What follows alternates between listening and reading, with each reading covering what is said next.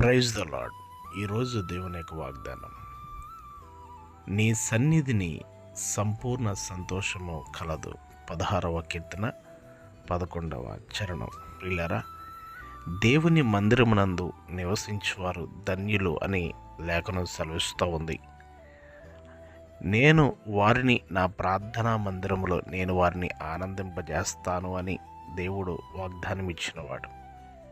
మనకు సంపూర్ణ సంతోషం డబ్బు వల్ల, స్నేహితుల వల్ల, రక్త సంబంధికుల వల్ల, ఉద్యోగం వల్ల, వ్యాపారముల వల్ల కలగదు. కానీ ఆయన సన్నిధిలో అనగా ఆయన ఆవరణంలో ఒక దినము గడుపుట 1000 దినముల కంటే శ్రేష్టము.